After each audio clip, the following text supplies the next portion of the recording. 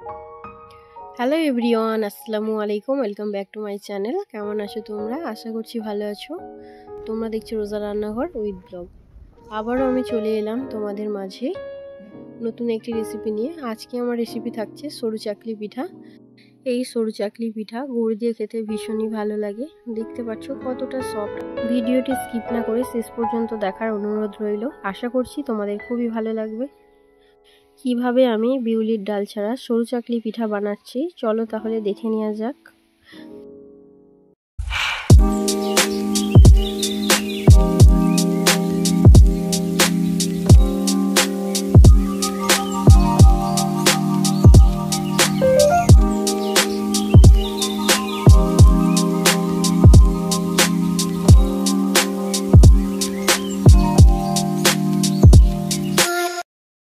সরু চাকলি পিঠার জন্য দেখো এখানে আমি সেদ্ধ চাল নিয়েছি।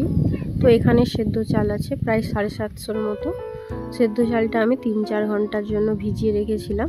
এবারে সেদ্ধ চালগুলোকে আমি শিলে বেটে নেব।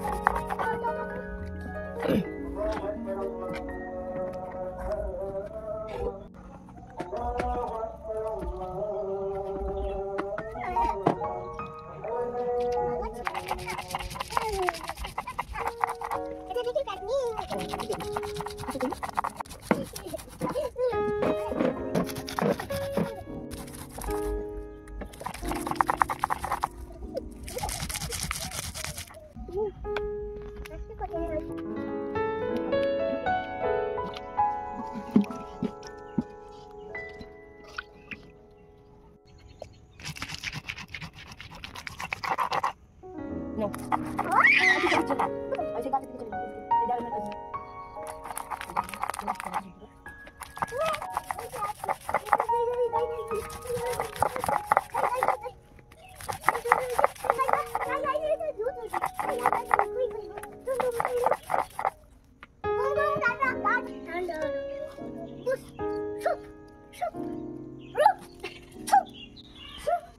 চালগুলো আমার সব বাটা হয়ে গিয়েছে। হাই তো পান কৌড়ি, হাই দেখো সেই মাছখানে দেখো মাছ খেয়ে নেয় না প্রত্যেকদিন আমাদের পুকুরে। খাক ওরা, নালে কি খেয়ে বাঁচবে বলো? তুমি ভাত খাচ্ছ, ওরা কি খাবে? ওরাও তো মাছ খাবে। হাই তো সেই দেখতে পাচ্ছ সেই ফল গাছের নিচে এই তো এসছে। এই দেখো, এই দেখো, ওই তো, হাই দেখো, হাই দেখো, ওই তো, ওই দেখো।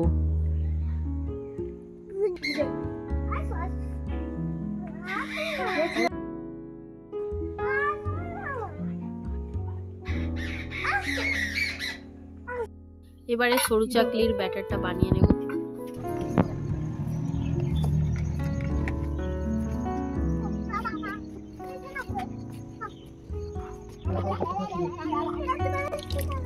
এবারে পরিমাণ মতো জল দিয়ে দেব।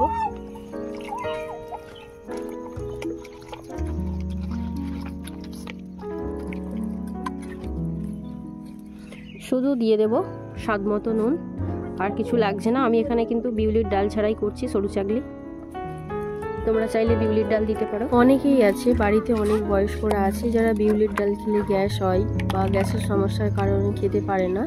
তো আমি তাদেরকে বলবো তারা বিউলির ডাল ছাড়া একবার ট্রাই করে দেখতে পারো। এদিকে দেখো ব্যাটারটা আমার রেডি হয়ে গিয়েছে। ব্যাটারটা কিন্তু একদম পাতলা করে গুলতে হবে। দেখো আমি একটা আঙুল দিয়ে দেখাচ্ছি, বুঝতেই পেরেছো কতটা পাতলা হয়েছে।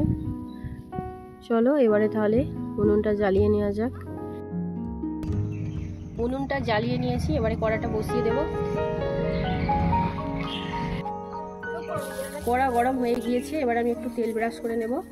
তেল ব্রাশের জন্য এখানে আমি একটা কলা গাছের ডান্ডা নিয়েছি। দেখো কড়াটাকে আমি ভালো করে তেল ব্রাশ করে নিয়েছি। এবারে একটা চামচে করে আমি কড়াতে ব্যাটারটা দিয়ে দেব। এবারে কড়া দুটো ডান্ডা ধরে আমি ব্যাটারটাকে ভালো করে ঘুরিয়ে দেব।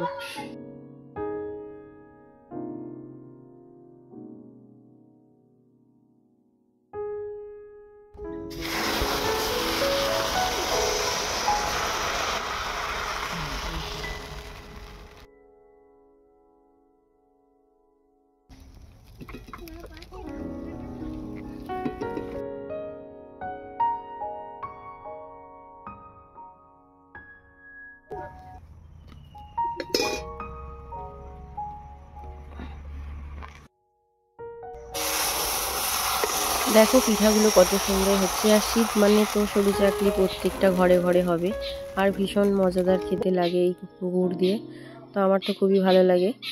মা এদিকে প্রথমে ব্যাটারগুলো দিয়ে দিচ্ছিল, আমি পিঠাগুলো বানিয়ে নিচ্ছিলাম। মাকে বললাম যে আর তোমাকে ব্যাটারটা দিতে হবে না, আমি একা একা বানিয়ে নিতে পারবো। দেখো কত সুন্দর হচ্ছে পিঠাগুলো, ভীষণ নরম হয় শুধুমাত্র এই সেদ্ধ চাল দিয়ে করলে। খুবই ইজি, দেখো কত সুন্দর, কত তাড়াতাড়ি হচ্ছে। তেল কিন্তু বারবার ব্রাশ করলে হবে না, একবারই দেখো আমি প্রথমে ব্রাশ করেছিলাম, তারপরে কিন্তু আর একবারও করিনি, বার করবো নাও। প্রথম একবার ব্রাশ করে নিলেই হয়ে যাবে।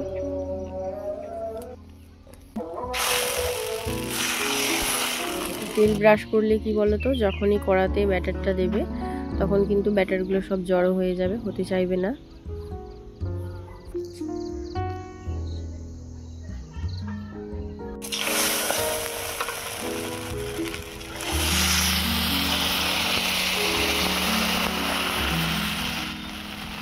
যদি তেল ব্রাশ করার প্রয়োজন হয় একদম হালকা করে করে নিতে হবে।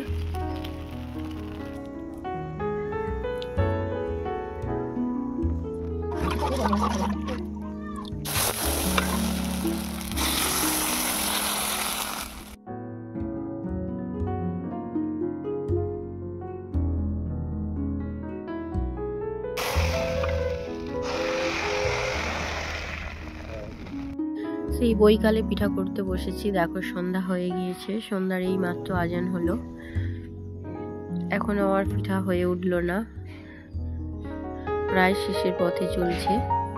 আশা করছি তোমরা শেষ পর্যন্ত আমার সাথে থাকবে। আমার পুরনো বন্ধুদেরকে জানাই অনেক অনেক ভালোবাসা, আর নতুন বন্ধুদেরকে জানাই স্বাগতম। যারা এখনও আমার চ্যানেলটিকে সাবস্ক্রাইব করোনি প্লিজ তারা সাবস্ক্রাইব করে দিয়ে বেল আইকনটি প্রেস করে দাও, যাতে নিত্য নতুন ভিডিও তোমাদের কাছে আগে পৌঁছে যেতে পারে। আমার তো সব পিঠা হয়ে গিয়েছে, দেখতে পাচ্ছ কত সুন্দর জাল জাল হয়েছে।